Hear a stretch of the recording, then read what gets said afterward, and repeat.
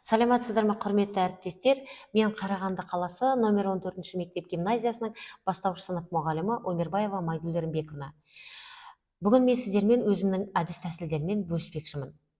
Сабағымның тақырыбы оқу сауаттылығы мен оқу жылдамдығын арттыруға арналған тиімді әдіс тәсілдер. Мақсаты оқушылардың оқу сауаттылығын және оқу жылдамдығын арттыруға бағытталған тиімді әдіс тәсілдерді практикада қолдану. Алдымен сіздермен функционалды сауаттылық дегенді қалай түсінесіздер? Оқушының функционалды сауатты екенін қалай білуге болады деген сұрақ төңірегінде ойланып пікір алмассақ. Дұрыс айтасыздар. Функционалды сауаттылық оқушылардың сыртқы ортамен қарым-қатынас жасай қабілеті. Функционалды сауаттылық ол оқушылардың өзгермелі өмірге бейімделуінің шарты. Функционалды сауаттылық ол оқушылардың жеке бас қабілеттерін дамытудың тетігі. Функционалды сауаттылық ол оқушылардың әлеуметтік мәдени дамуының өлшемі. Функционалды сауаттылық ол оқушылардың әлеуметтік дағдыларын дамытудың негізі. Мен де осы функционалдық сауаттылыққа негізделген тапсырмаларды сабақтарымда қолданып, сіздердің алдарыңызда осы кішкене болса да әдіс тәсілдерімді көрсетіп, сіздермен бөліспекшімін. Жылдам оқуды неден бастау керек? Жылдам оқуды дамытатын қандай әдіс тәсілдер бар? Осы сұрақ төңірегінде ой бөлсекші. Ата-аналардың көбісі менің балам жылдам оқығанда шаршайды, көзі ауырады дейді. Бұған қалай қарайсыздар? Әрине, бұл дұрыс емес. Жылдам оқуда көз шаршамайды екен. Жылдам оқу көзге өте пайдалы екен. Жылдам оқу күнделікті өмірде кез келген тапсырманы, кез келген ситуациядан жылдам шыға біліп, яғни ойланып тез табуға болады екен. Яғни жылдам оқу бізге жылдамдыққа, сонымен қоса кез келген нәрсені ойланбай-ақ шешімді тез табуға үйретеді екен. Құрметті әріптестер, ал енді осы жылдам оқуды қалай оқимыз? Әрине, түсініп, есте сақтауымыз керек. Жылдам оқудың ережесі де бар екен. Жылдам оқыған кезде мәтінге қайта оралып қажеті жоқ. Миға қайта оқуды мүмкіндік бермеуіміз керек екен. Керісінше, біз жылдам оқу үшін жаттығу жұмыстарын жасауымыз керек. Ол қандай жаттығу? Әрине, ол қарапайым жаттығулар. Мәселен, мен өзімнің сабақтарымда кез келген, мысалы, оқушылардың алдарында қаламсапты болсын, немесе қарындаштарды алып, қолдарыңызға қаламдарыңызды алып, кәне алақандарыңызды бір-біріне үйкелейміз деген тапсырма берем. Бұл жаттығу өте жылдам оқуға тиімді зор екен. Бұл, яғни алақандарымыздағы әрбір нүкте үйкеліс кезінде, яғни жақсы миымыздың дамуына түрткі болады екен.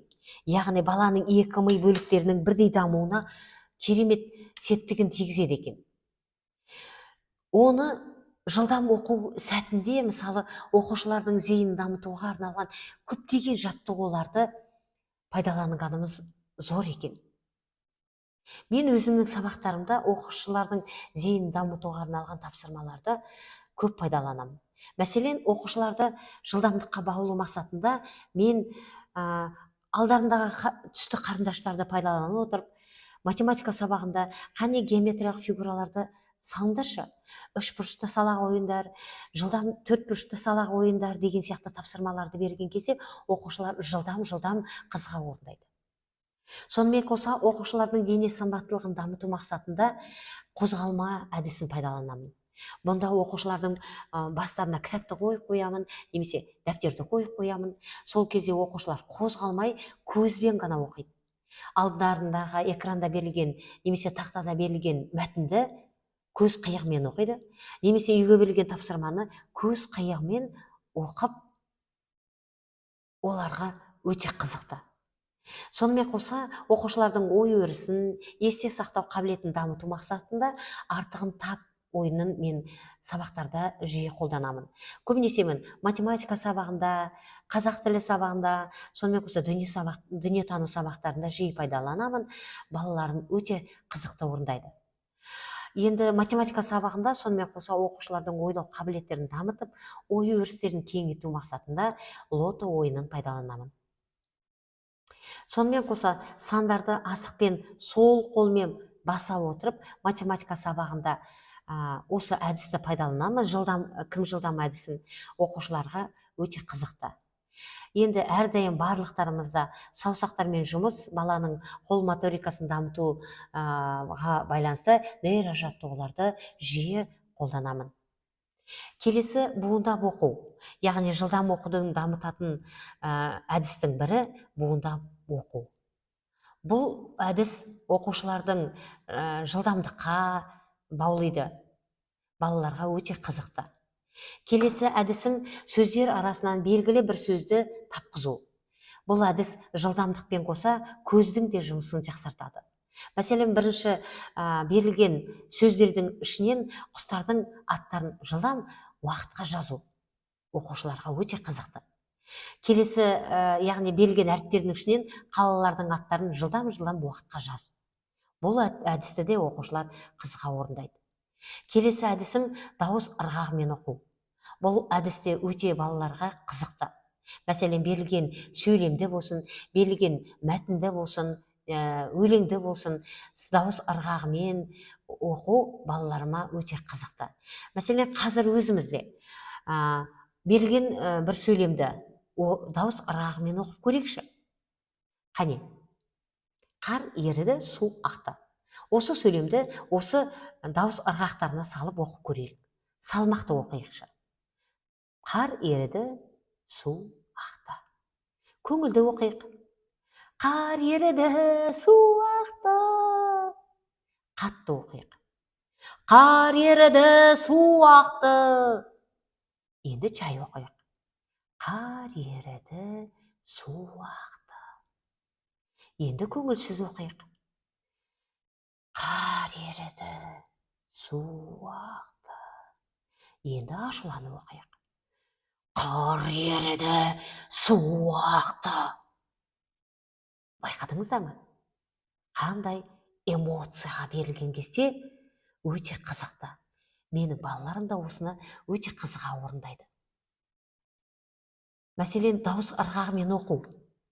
Және мен сіздерге көрсетейін, оқушылар қатар-қатарымен оқыған кезде бір жағынан балаларға өте қызықты да, және көңілдірек те.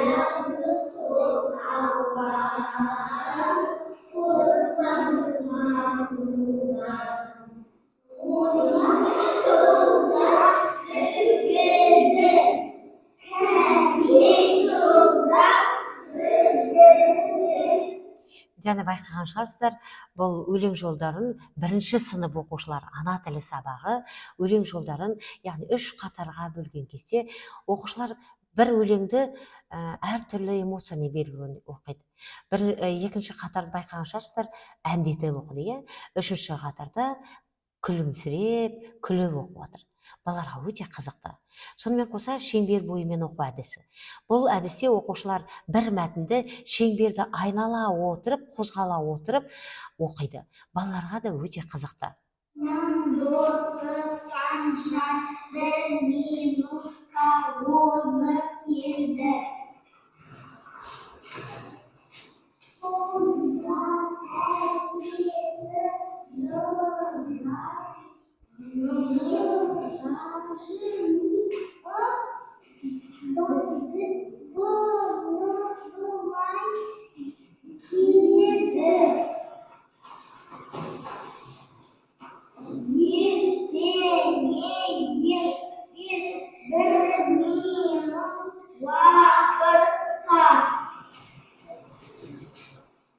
Waktu бағалайқы бабалар.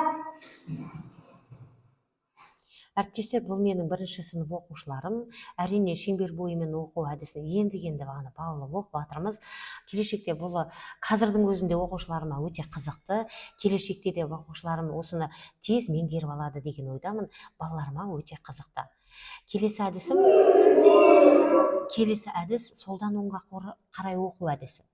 Бұл әдісте оқушылар ең алдымен біраз кішкене қиналды, сонан кейін оқушыларым қызға орындады. Өте қызықты әдіс. Келесі әдіс хормен оқу. Хормен оқу әдісінде оқушылар қатар-қатармен оқыды. Яғни бірінші қатар бірінші, екінші қатар екінші, сонан кейін үшінші қатар оқып, ең соңында осы бір өлеңді барлығы бірге оқыды. Оқушыларға өте қызықты. Сонымен қоса, құрметті әріптестер, мен Жохов әдісін қолданамын.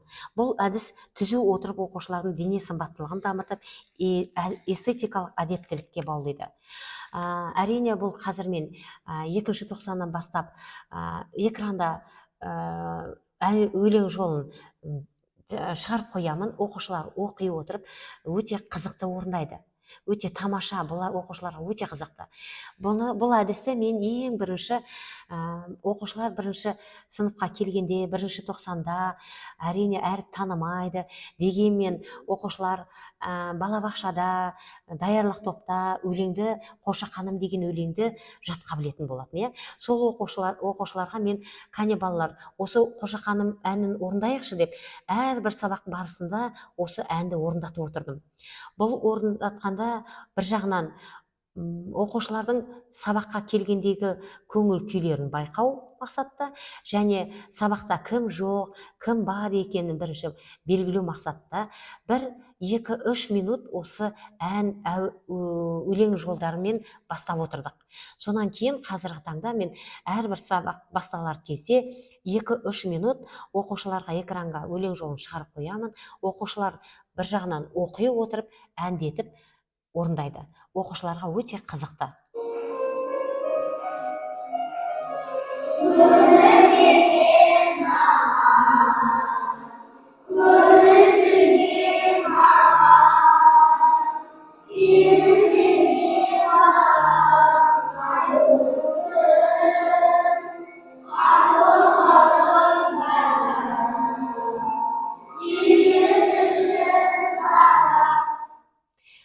Балаларға өте қызықты. Байқаған шығарсыздар, экрандағы өлең жолы шыққан кезде оқушылар көзбен оқып отыру керек, ілесіп отыру керек.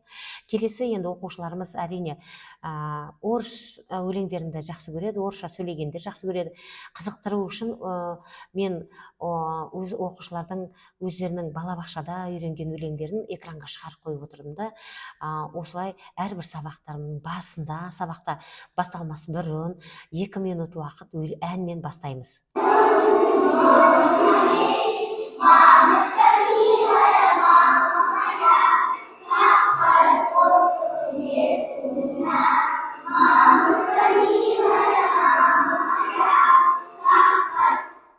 Бұл өлең жолдарына оқыған кезде бір жағынан тілдері де дамиды, және де көздермен, ырғақтармен жаңағы экрандағы өлең жолдарын жылдам оқып, жылдам оқуға септігін менің ойымша көп тигізеді деген ойдамын.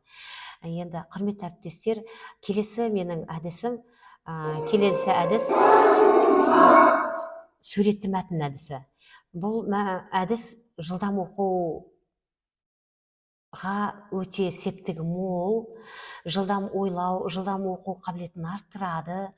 Бізде мектебімізде әр сәрсенбі, жұма күндері 20 минут оқу минуты. Сол оқу минутында мен әрбір тапсырмаларда, яғни суреттермен берілген мәтінді дайындап келемін. Оқушыларға өте қызықты. Алдымен әрине кішкене қиындау болды, сонан соң балалар үйреніп алды. Бірінші кездерде бір-бірден оқыдық.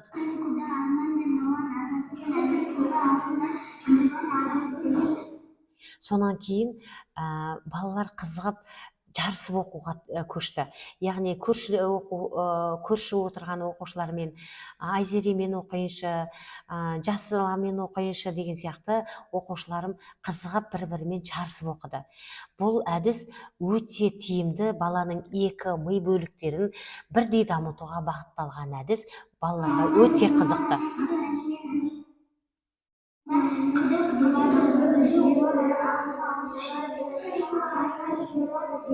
Келесі әдіс, құрметті әріптестер, бұл уақыт сызығы әдісі.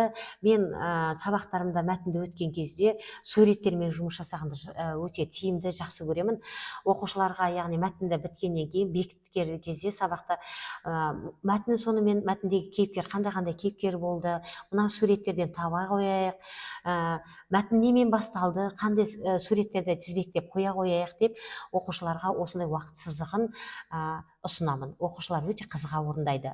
Міне, құрметті әріптестер, осымен менің сіздерге арналған бүгінгі сабағымдағы біраз ғана әдіс тәсілдермен бөлістім деп ойлаймын. Сіздерге тиімді болған шығар, сіздерге ұнаған шығар деп ойлаймын. Енді мен өзімнің сабағымды телесабақ форматы арқылы сіздерге біраз ұсыныс айтқым келіп отыр. Техникалық мүмкіндіктер қолжетімді болған жағдайда оқу әрекетін электронды тақта арқылы сабаққа қатысты мультфильмдерді қолданып, баланы қызықтыра отырып жүргізу. Бұл жағдайда бала көзбен көргенін оңай есте сақтайды, керек кезінде қайта жаңғырта алады. Оқуға құштарлық мотивациясы. Білімге құштарлығын, қызығушылығын арттыру мақсатында мұғалім заманауи педагог ретінде өз білімін әрдайым жетілдіріп отыру қажет.